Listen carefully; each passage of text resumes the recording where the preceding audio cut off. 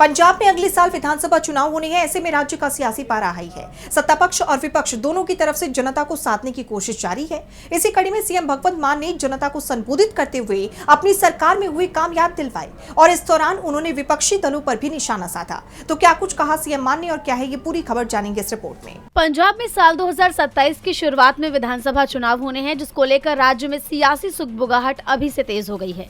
राजनीतिक दलों ने तैयारियां शुरू कर दी हैं। इन सब के बीच मुख्यमंत्री भगवंत मान ने जनता को संबोधित किया और इस दौरान उन्होंने अपनी सरकार में हुए कामों और उपलब्धियां तो गिनवाई ही, साथ ही विपक्षी दलों पर हावी भी नजर आए।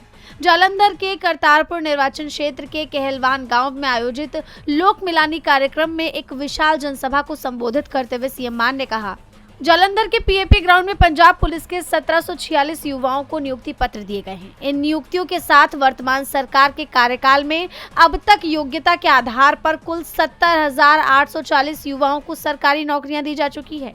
उन्होंने इस बात पर जोर दिया कि नौकरी देने में न तो रिश्वतखोरी हुई और न ही कोई सिफारिश की गई, बल्कि साधारण और गरीब परिवार के बेटे बेटियों को उनकी मेहनत के बल पर रोजगार मिला है। उन्होंने पंजाब के युवाओं से अपील की है कि वो प्रतियोगी परीक्षाओं की तैयारी विदेश जाने के बजाय पंजाब में ही रहकर करें। मुख्यमंत्री मान ने अपनी उपलब्धियों का जिक्र करते हुए आगे कहा कि सरकार ने किसानों की समस्या को समझते हुए नहरों में पानी पहुंचाया और कृषि मशीनों के लिए दिन में बिजली की आपूर्ति सुनिश्चित की है, न कि केवल रात में। इसके अलावा राज्य के प्रत्येक परिवार को प्रति माह 300 यूनिट यानी 2 महीने में 600 यूनिट बिजली मुफ्त दी जा रही है, जिसके कारण आज पंजाब के लगभग 90% घरों का बिजली बिल शून्य हो रहा है। इस दौरान सीएम मान ने विपक्षी दलों पर भी निशाना साधा। शिरोमणि अकाली दल को आड़े हाथों लेते हुए उन्होंने कहा कि पिछली सरकारों के दौरान नेता अपने घरों से बाहर तक नहीं निकले और आम जनता की कोई परवाह नहीं की। उन्होंने अकाली दल और सुखबीर सिंह बादल पर कटाक्ष करते हुए अपने प्रसिद्ध गीत किकली के माध्यम से विरोधियों की राजनीतिक स्थिति पर व्यंग्य किया।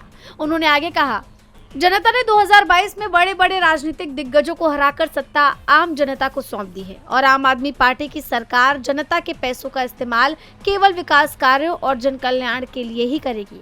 जिस तरह सीएम मान ने विपक्ष को घेरा है, उससे साफ है कि वो आगामी चुनाव को लेकर आर पार के मूड में है। हालांकि ये देखना दिलचस्प होगा कि सीएम मान के तेवर उन्हें चुनाव में कोई फायदा दिलवाते हैं या नहीं। डीबी लाइव की रिपोर्ट। हमारे चैनल से जुड़े रहने के लिए यूट्यूब पर टाइप करें डीबी लाइव, सब्सक्राइब बटन को क्लिक करें और बेल आइकन को दबाना न भूलें ताकि खबरें आप तक पहुंचती रहें।